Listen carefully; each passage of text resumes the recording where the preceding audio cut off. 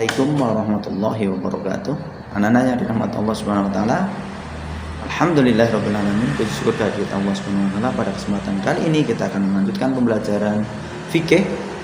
Tentunya masih sama materinya, yaitu tentang haji. Mari kita awali pertemuan ini dengan baca bismillah bersama-sama. Bismillahirrahmanirrahim. Anak-anak yang dirahmati Allah Subhanahu wa taala, pada pertemuan yang lalu kita sudah belajar tentang haji, tentang ketentuan haji, ada sejarah haji, ada hukum haji, terus waktu haji, syarat haji. Nah, kali ini kita akan melanjutkan, yaitu syarat rukun haji. Silakan dipersiapkan bukunya, buku catatannya. Nanti bisa dicatat hal-hal pentingnya, beberapa poin terkait dengan syarat dan rukun haji yang akan kita pelajari pada kesempatan ini. Selamat menyimak anak-anak. Syarat wajib haji adalah sebagai berikut. Yang pertama, Islam. Ibadah haji ditujukan hanya kepada orang-orang Islam atau Muslim. Seseorang yang tidak menganut agama Islam tidak mendapatkan kewajiban untuk melaksanakan ibadah haji, dan sekalipun melaksanakan ibadah haji, maka hajinya akan tertolak atau tidak sah. Yang kedua, berakal. Haji tidak diwajibkan atas orang-orang yang tidak berakal, karena orang yang tidak berakal tidaklah diperhitungkan atau dinilai di sisi Allah amalannya.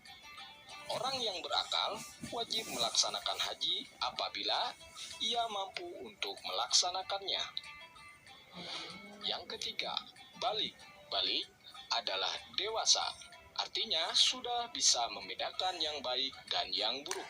Dewasa untuk laki-laki ditandai dengan mimpi basah, sedangkan untuk perempuan ditandai dengan menstruasi.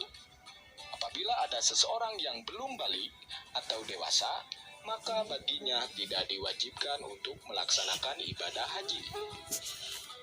Yang keempat, ada mahramnya.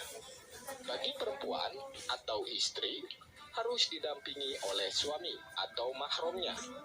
Seorang istri apabila keluar dari rumah harus didampingi suami atau mahramnya. Yang kelima, mampu. Ibadah haji diwajibkan bagi yang mempunyai kemampuan untuk melaksanakannya.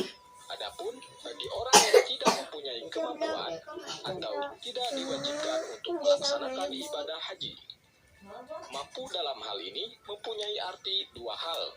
Yang pertama, mampu mengerjakan ibadah haji sendiri dengan ketentuan-ketentuan sebagai berikut. 1. Memiliki kesehatan yang baik kesehatan jasmani maupun rohani. 2. Mempunyai bekal yang cukup untuk pergi dan bagi yang ditinggalkannya di rumah hingga kembali dari Mekah.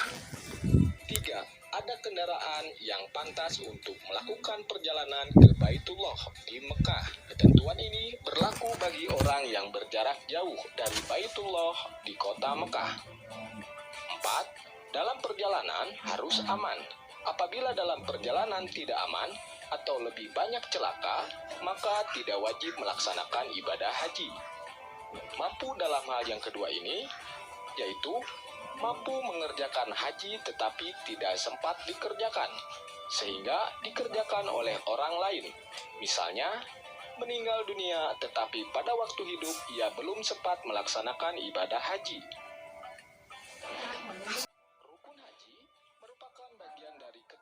Pelaksanaan ibadah haji yang harus dilaksanakan di dalam ibadah haji. Rukun haji harus dilaksanakan secara berurutan dan menyeluruh.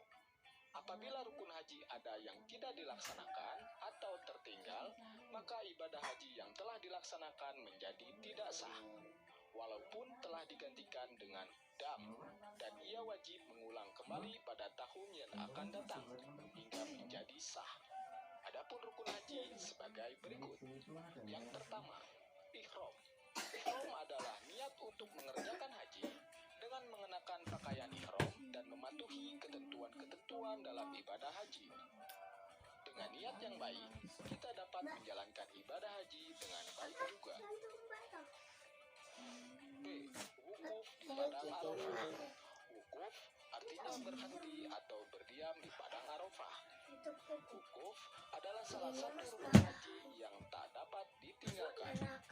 Wukuf dilaksanakan pada waktu yang telah ditentukan, yaitu mulai dari tergelincirnya matahari atau waktu zuhur tanggal 9 Zulhijjah sampai terbit fajar tanggal 10 bulan Zulhijjah. Dengan ketentuan ini, berarti orang yang sedang melaksanakan ibadah haji wajib berada di padang Arafah pada waktu tersebut.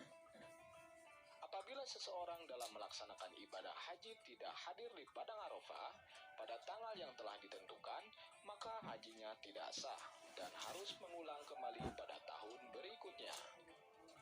Arafah adalah lembah yang berada di antara Musdalifah dan Thaif. Luasnya memanjang dari padang Arafah sampai gunung Arafah. Dikelilingi oleh lembah ngarai dan gunung-gunung berbatu yang membentuk busur di bagian timur. Wukuf di Arafah dapat dilaksanakan pada tempat manapun, sepanjang masih termasuk wilayah Arafah, dengan syarat orang yang melakukan wukuf itu sudah melaksanakan ihram terlebih dahulu. C. Tawaf ifadah. Tawaf ialah mengelilingi Ka'bah sebanyak 7 kali putaran, yang mana putarannya berlawanan arah dengan arah jarum jam, yang dimulai dari sudut Hajar Aswad dan diakhiri di sudut Hajar Aswad pula. Tawaf ifadah yaitu tawaf yang dikerjakan setelah meninggalkan Mina.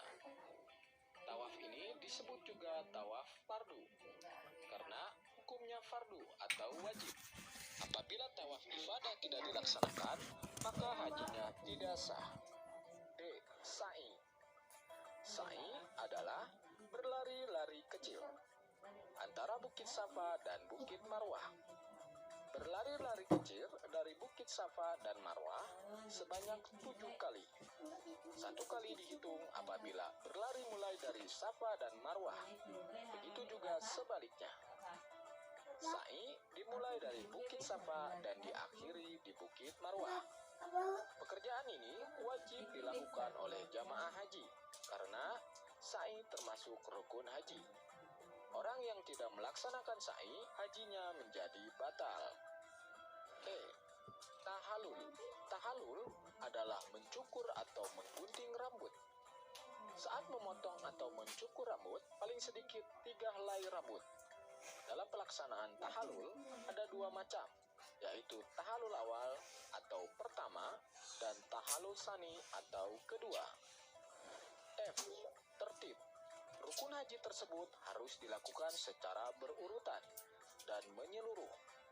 Jika salah satu ditinggalkan, maka hajinya tidak sah. Alhamdulillah, cukup sekian untuk materi pada pertemuan kali ini. Untuk materi selanjutnya, kita akan membahasnya di pertemuan selanjutnya. Wabillahi taufiq wal hidayah.